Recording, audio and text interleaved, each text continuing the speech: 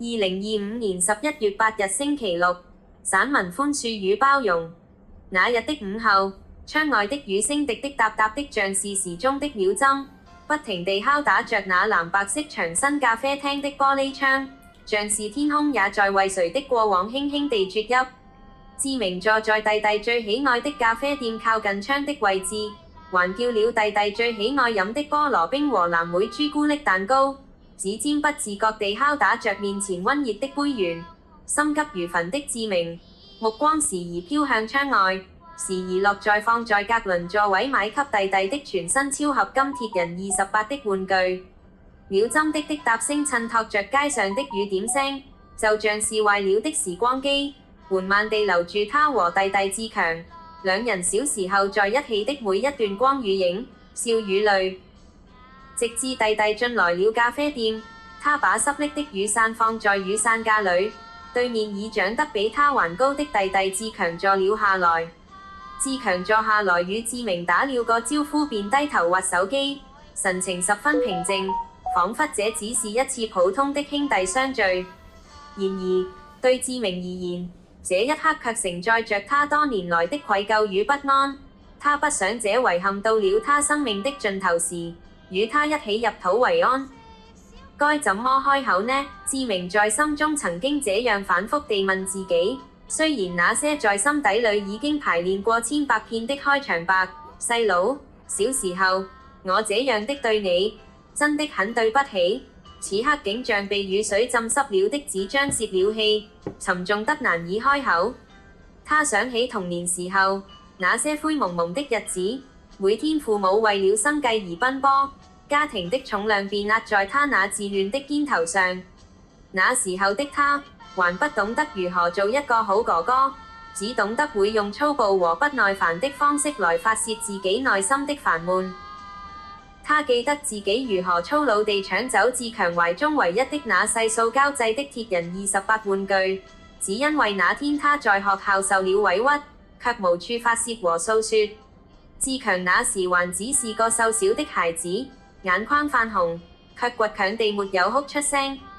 他也記得在無數次的爭吵中，因父母一句他是哥哥，你要讓他而暗自得意，卻在瞥見弟弟眼眶裏打轉的委屈時，心中掠過一絲難以言喻的酸楚。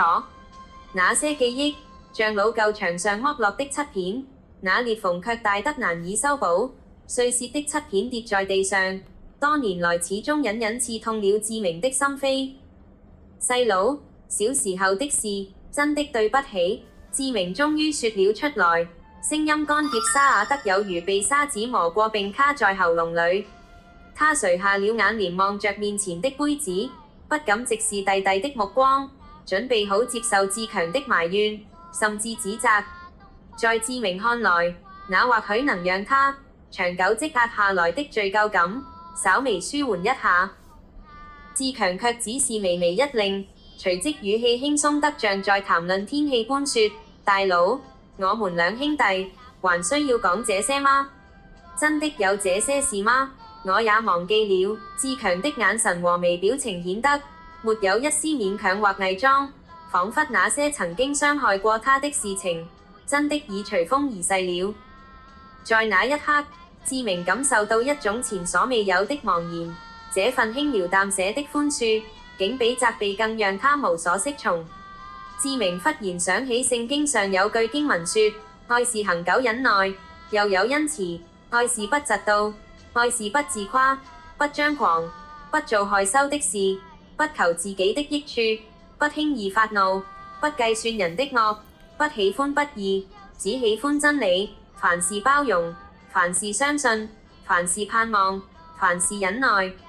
哥林多前書13章4至7節，他從前總是愛計較，愛爭取，此刻卻在弟弟眼中看見一種他未能理解的愛，那是不記錄過錯的包容，是超越了兄弟情的恩典。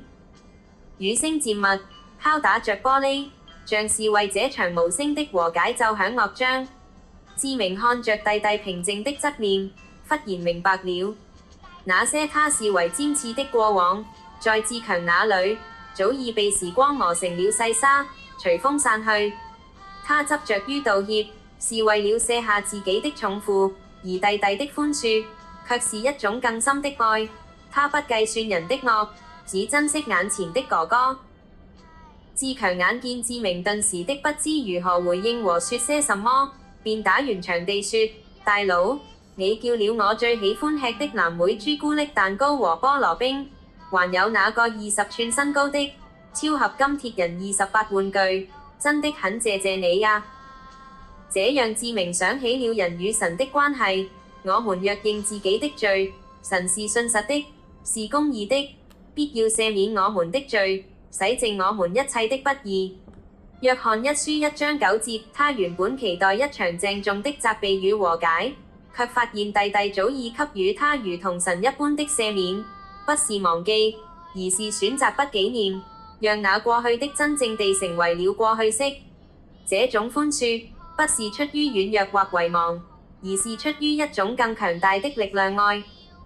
你還記得那年爸媽不在家，我因為生氣把你最喜歡的畫拆撕了嗎？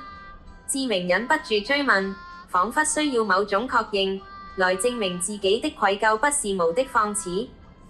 志強沉思了片刻，眼神卻溫柔的說：我記得那天你很難過，因為考試沒考好。後來你還偷偷用零用錢買了一本新的畫冊給我，雖然你從來沒向我提起過。志明愣住了，他完全忘記了自己曾經做過這樣的事來補救，只記得自己造成的傷害。而志明卻牢牢記得自己的悔改，記得自己笨拙的補償。這一刻，他真正理解了什麼是不計算人的惡。真正的寬恕從來不是一場等價交換，而是無條件的接納。他以為自己來償還一筆債，卻發現對方早已把這句撕毀了。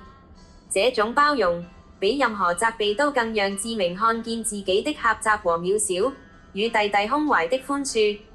這不正是神對人的愛嗎？其實，志強輕聲說道，手指輕輕轉動着面前的茶杯。我早就明白，那時候的你也不過是個小孩子，背負着不該屬於你那個年齡的壓力。與其記得那些不愉快，我更記得你晚上會偷偷來看我是否踢被子，記得你省下午餐錢來給我買糖吃。志明的眼眶濕潤了，他從未想過，在自己努力扮演哥哥這個角色的過程中，那些微不足道的善意，竟在弟弟的心中留下如此深刻的印記。這讓他想起經上說的：你們要以恩慈相待，存憐憫的心，彼此饒恕，正如神在基督裏饒恕了你們一樣。以弗所書4章32節。他沒有再追問下去，也只是笑了一笑，將那杯微涼的咖啡一飲而盡。苦澀之後，竟有一絲回甘。他知道，有些傷痕無需一再檢視，有些過錯在愛與寬恕的海洋裏，早已被消融得了無痕跡。而志明要學習的，不僅是原諒那個曾經不懂事的自己，更是學習以同樣的恩慈去對待他人。窗外，雨不知在哪一刻停了，一道淺淺的陽光，正試着穿透厚厚的雲層，在桌面上投下了片片的光影。志明的心，彷彿也被這道光輕輕地洗滌着，明白了愛的真諦。正是在這樣的寬恕與包容中，他和弟弟才最接近那份來自天上的完全的愛。走吧，志強站了起身，拍了拍志明的肩膀。媽媽說今天包了餃子，等我們一起回家去吃她弄的晚餐。志明抬頭看着弟弟志強，那張純真的臉在雨後的光線中顯得格外明亮。他忽然明白，這就是恩典的模樣，不配得，卻被慷慨賜予；無法償還，卻被完全赦免。兄弟二人肩並肩走出咖啡店，雨後的清新空氣撲面而來，迎接着他倆的兄弟情誼。志明深深地吸了一口氣，感覺心中那塊沉甸甸的石頭終於落了地。他知道，這不是結束，而是一個新的開始，一個學習以神的愛去愛人的開始。因為愛能遮掩一切的過錯，愛能融化最堅硬的心冰，愛能讓破碎的關係重新癒合。在這份愛中，我們彼此饒恕，彼此接納，正如基督接納了我們一樣。